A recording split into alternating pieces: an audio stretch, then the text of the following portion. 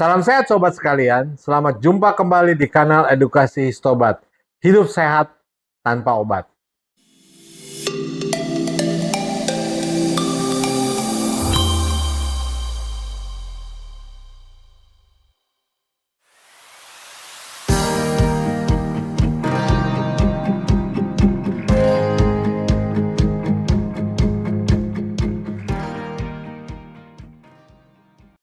Kali ini kita akan membahas tentang tumor jinak di payudara atau yang lebih dikenal sebagai benign tumor. Perubahan pada payudara dapat menimbulkan banyak kekhawatiran. Hal ini adalah lumrah dan dapat dimengerti.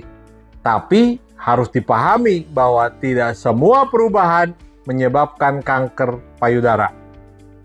Gejala apapun pada payudara seperti benjolan, keluarnya cairan dari puting susu, atau nyeri pada payudara harus diwaspadai dan dievaluasi oleh seorang profesional medis.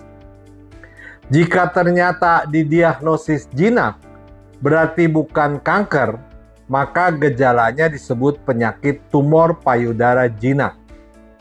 Beberapa kasus penyakit tumor payudara jinak ditemukan sewaktu pemeriksaan mamogram. Jika kita tidak yakin, harus diulang lagi atau diikuti melalui tindakan biopsi.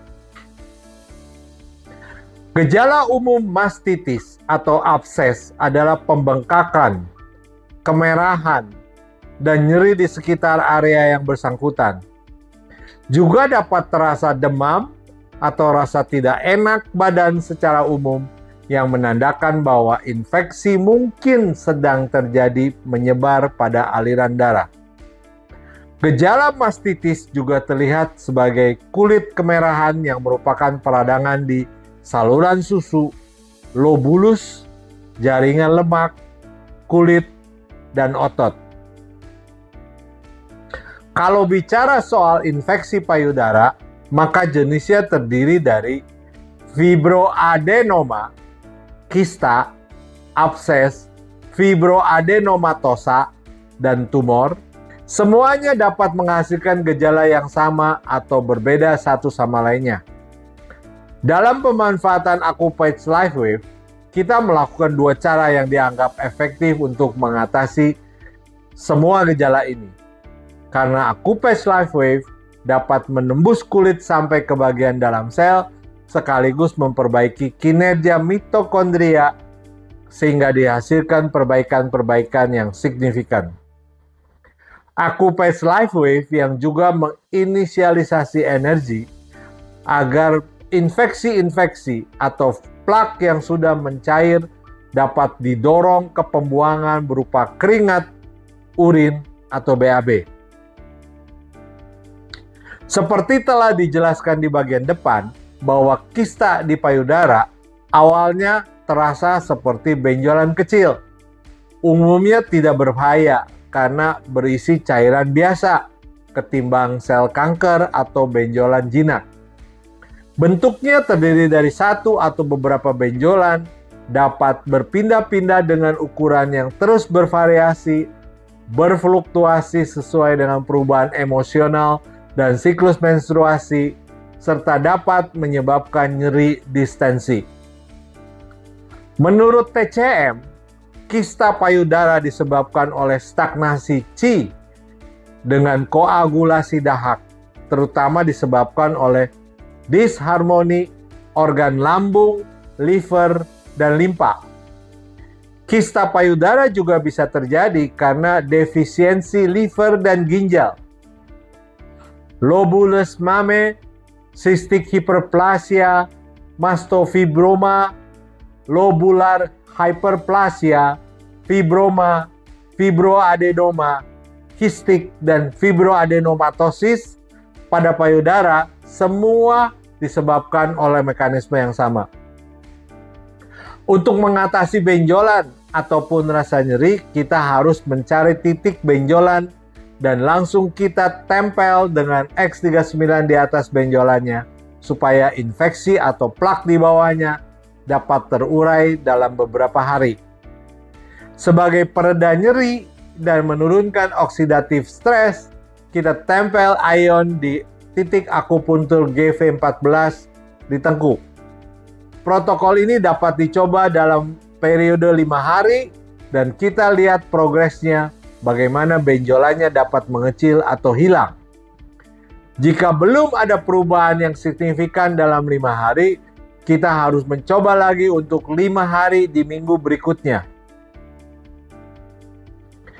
Jika benjolannya banyak dan besar, menurut TCM kita harus mengurai plaknya dengan menggunakan Acupatch Energy Enhancer yang fungsinya untuk mendorong plak tersebut keluar dari sumbatannya. Titik akupuntur yang dipakai adalah ST15 yang terletak di punggung garis susu atau mammillary line, dan Acupatch yang dipakai adalah Energy Enhancer yang terdiri dari 2 jenis berwarna putih dan berwarna coklat. Dalam protokol mengatasi benjolan di payudara ini, di titik ST15 di sisi kanan, kita tempel Energy Enhancer yang berwarna putih. Lalu Energy Enhancer berwarna putih itu kita tumpuk dengan glutathione yang gunanya meluluhkan inflamasi di titik tersebut. Sisi sebelah kiri dari titik akupuntur ST15 ditempel Energy Enhancer warna coklat. Untuk meredakan putaran Qi agar tidak naik ke atas, pada titik akupuntur CV17 kita tempel carnosin yang gunanya untuk meningkatkan bioelektrolit organ. Selain itu, titik akupuntur GV14 juga harus tetap ditempel ion untuk meredakan C-reaktif protein. Untuk memperlancar meridian lambung dan limpa, maka di titik akupuntur ST36, letaknya 4 jari di bawah tempurung lutut dan 1 ukuran ibu jari atau disebut cun dalam TCM dari tulang kering ke arah luar lutut, kita tempel Energy Enhancer berwarna putih. Energy Enhancer yang berwarna coklat ditempel di titik akupuntur SP6 yang letaknya di sisi medial tungkal bawah, 4 jari di atas tonjolan malleolus medial dalam depresi yang dekat dengan puncak medial tibia. Seperti terlihat di gambar sebelumnya, bahwa benjolan di payudara terdapat atau terjadi karena adanya garis susu yang menuju ke sistem reproduksi wanita, di mana di sana juga dapat berkembang tumor jinak dan tumor ganas yang akan diteruskan ke payudara melalui pembuluh darah dan garis susu tersebut. Tumor jinak disebut benign atau leomioma yang bentuknya kecil, dibatasi selnya dengan baik, tumbuhnya lambat, non-invasif, non-metastatik, dan bentuknya dapat dibedakan dengan baik. Sementara tumor ganas dikenal sebagai malignan atau leomiosarkoma yang ukurannya besar, batasan selnya buruk, berkembangnya dengan pesat, dengan peredaran darah dan nekrosis, invasi lokal, metastatik, dan diferensiasinya buruk. Untuk mengatasi luka basah yang terjadi di payudara, kita butuh protokol flower yang gunanya untuk memperbaiki gejala luka melalui kombinasi Acupatch X39 stem cell dan Acupatch YH LifeWave yang terdiri dari ion untuk anti peradangan, glutathione antioksidan, dan carnosin untuk meningkatkan sifat bioelektrik organ. Jenis Acupatch LifeWave yang ditempel dapat berubah setiap harinya. Yang pasti, X39 stem cell sebaiknya ditempel di tengah lukanya, sementara 3 jenis Acupatch lainnya dapat ditempel di sekeliling X39 tersebut. Penempelan Acupatch LifeWave di atas luka basah sangat tidak dianjurkan karena akan membuat infeksi di luka basahnya. Untuk itu kita perlu kain kasa atau wound dressing yang dapat melindungi lem dari aku patch LifeWave agar tidak menempel di kulit.